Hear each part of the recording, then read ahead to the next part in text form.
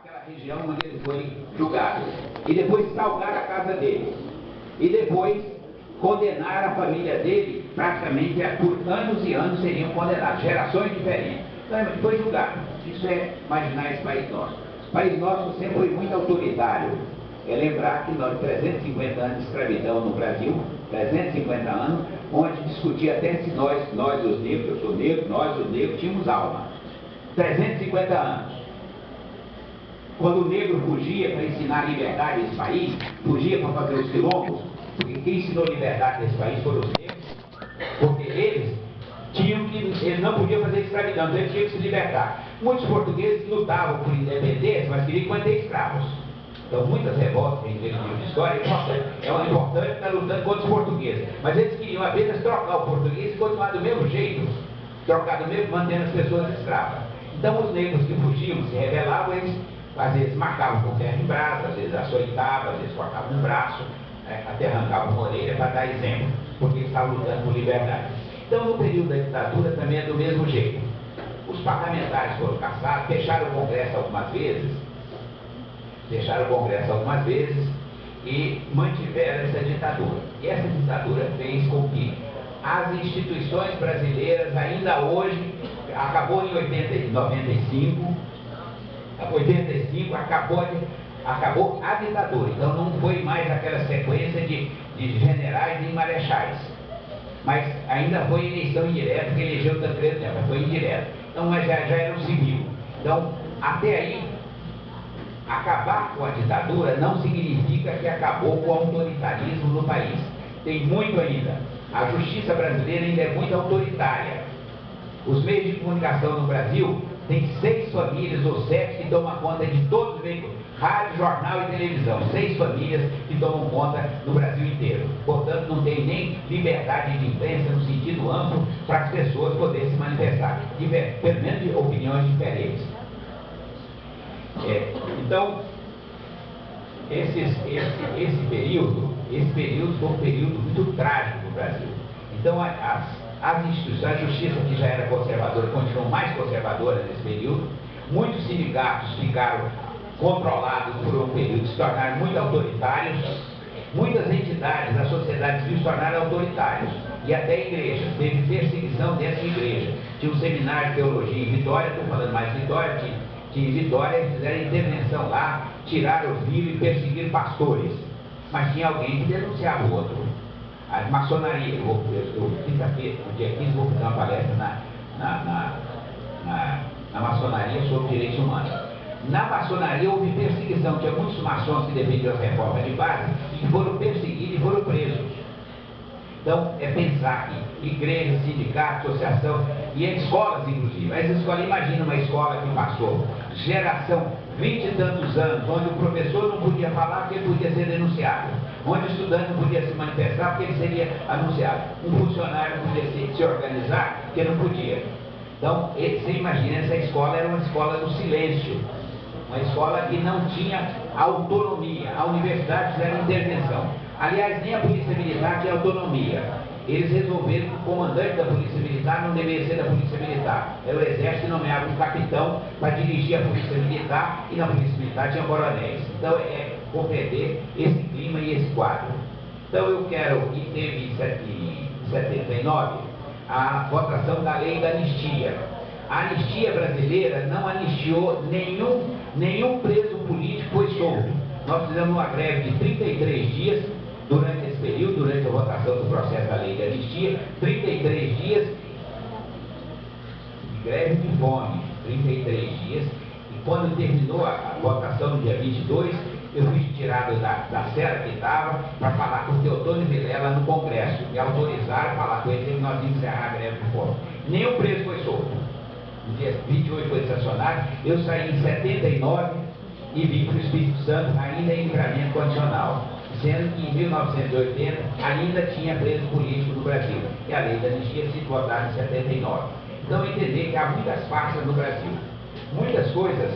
O atentado no Rio Centro, os militares planejaram jogar uma bomba num encontro onde tinha muitos artistas, trabalhadores, jogariam uma bomba para morrer ali uns 30, 40 ou 50, e eles jogariam um panfleto dizendo que foi a esquerda, os opositores do regime que tinham feito o atentado.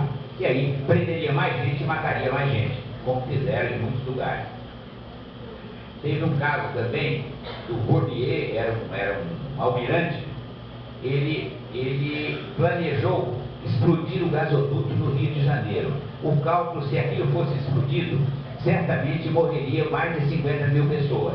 E eles iam jogar, morreria 50 mil pessoas e dizer, a culpa é dos comunistas, da esquerda, da oposição, vocês arranjariam um pretexto para mais repressão do que já existia. E só não foi realizado, o primeiro do Rio Centro, só não foi realizado porque quem estava conduzindo as bombas era um sargento e ele mexeu na bomba antes, ela explodiu no colo dele. Mas mesmo assim, ainda disse que era a esquerda que tinha feito. Esse outro não aconteceu, porque na aeronáutica tem um chamado Parazar.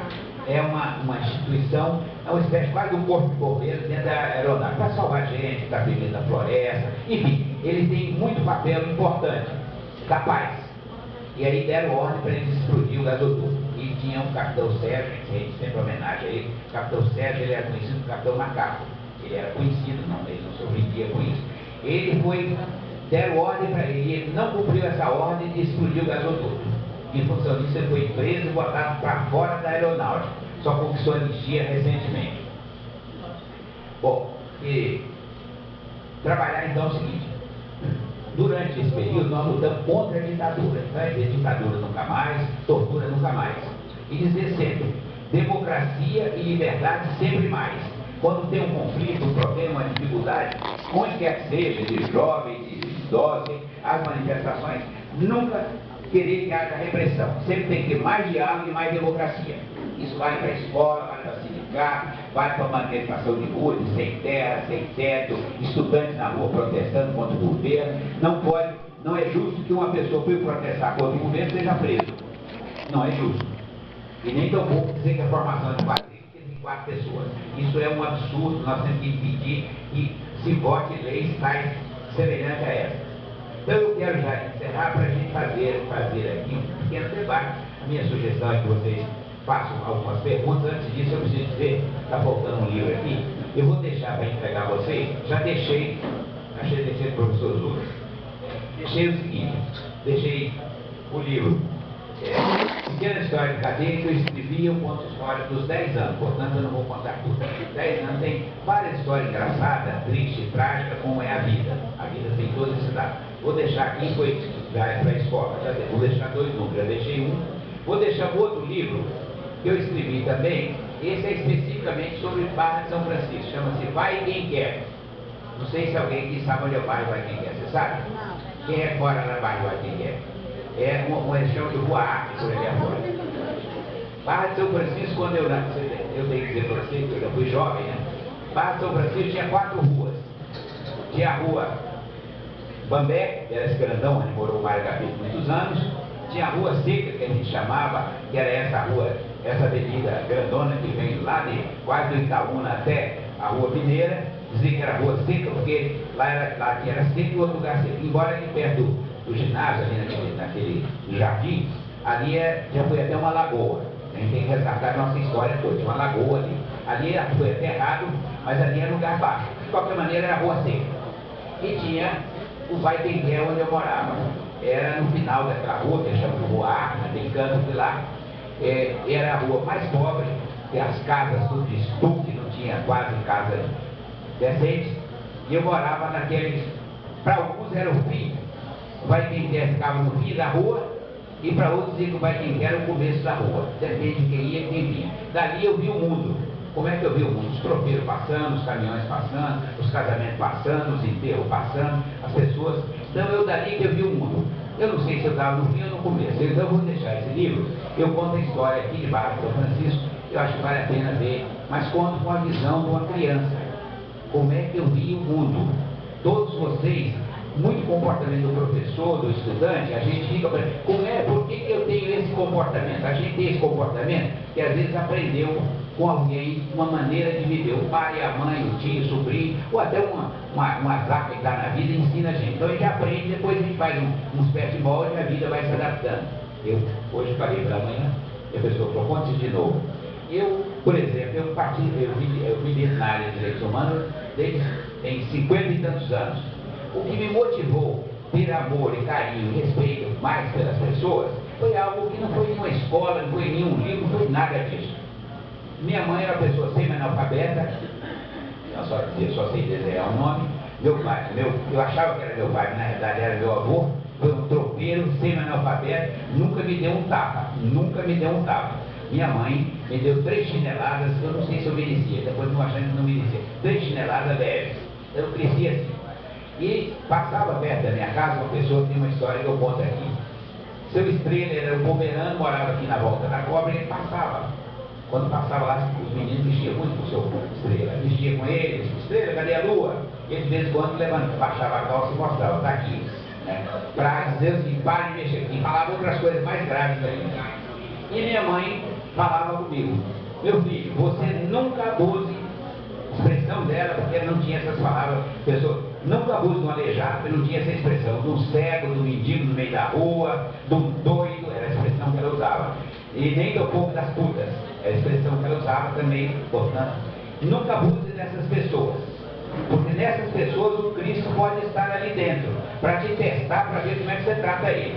Se você trata com abuso, você está dizendo, está abusando de Cristo. Então eu aprendi a conviver com essas diferenças. Tanto é que eu tenho muito carinho e sempre me entendi com as pessoas, que as pessoas dizem que são doidas. Eu acho que doido todo mundo é um pouquinho, mas diz que sem olhar no espelho, nenhum de nós é muito normal. Então eu aprendi a respeitar as pessoas por um conselho da minha mãe. Então é isso. E tem o seguinte.